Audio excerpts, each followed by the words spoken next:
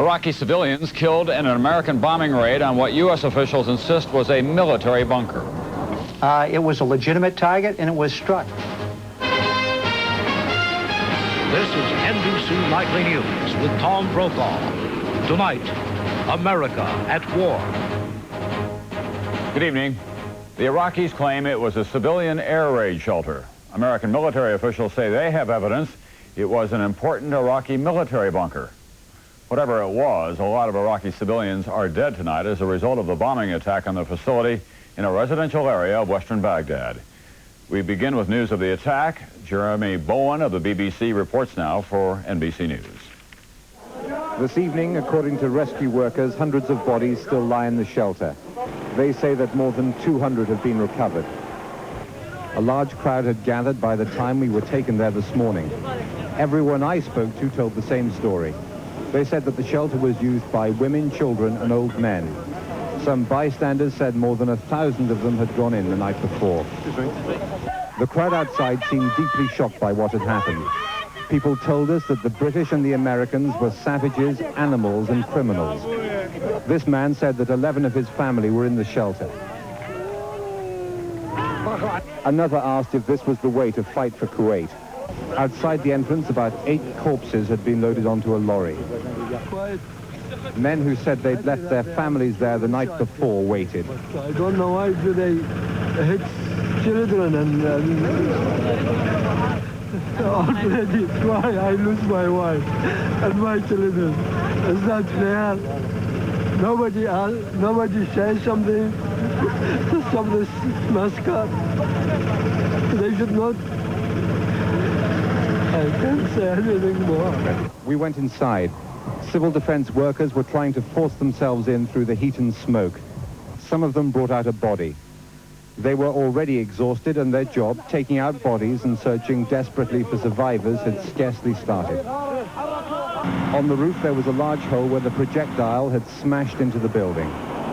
The bomb or missile went through a reinforced concrete roof at least a yard thick. The Iraqis say the attack happened at about 4 o'clock this morning. It's the worst damage by far that they've taken us to see, but they say there have been more serious attacks on civilian areas. The head of Baghdad's Civil Defense Force said there were no military targets in the area. We were taken to a hospital. About 30 bodies had been laid out in the yard. Most were burnt beyond recognition. A doctor was there. This is the most vicious and cruel attack that I have ever witnessed. And I only hope that those who are responsible for this can be forgiven by God. There are very few survivors. One doctor said 8. Another said he wasn't expecting to admit many more. Among them, a girl whose mother and 2 brothers were trapped, and a 5-year-old boy whose mother and 2 sisters hadn't been found. There were dreadful scenes outside the hospital. None of this was set up for our cameras. It was real grief and real anger. Jeremy Bowen for NBC News, Baghdad. Although Bowen said he saw no evidence that it was a military facility at the Pentagon, a different point of view tonight. NBC's Fred Francis is there with the American military explanation of what happened and why. Fred?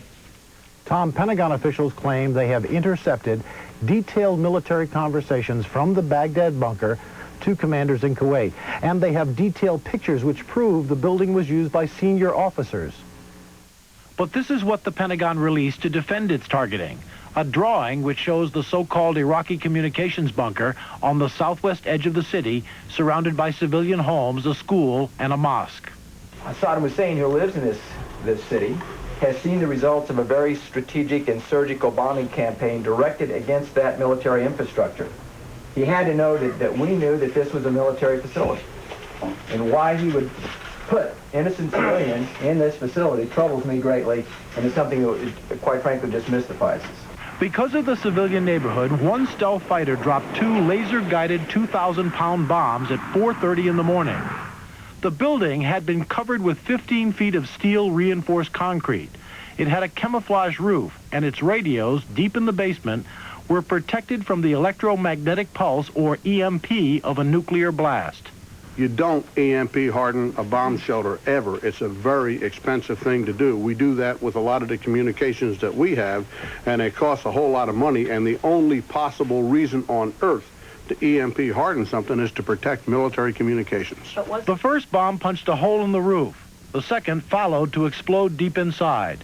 Military officials who watched and listened to the building by satellite for 5 days say now they believe the civilians were moved in at night. Well, from a military point of view, nothing went wrong. From a personal point of view, I'm outraged that civilians might have been placed in harm's way.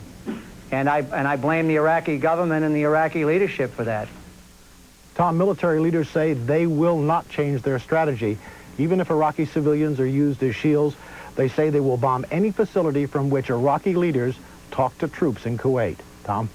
Fred Francis, if they did intercept radio messages from that bunker, what did they learn from them? Well, after the battle for Khafji, they overheard commanders from that bunker talking to commanders in southern Kuwait, telling them to maneuver, telling them that there was no air cover, telling them not to tell the other troops after the battle was over just how badly it went. And that's the sort of detail, rich detail, that they need to plan the ground offensive. And that's why that facility was very important. Thank you, Fred Francis, at the Pentagon tonight.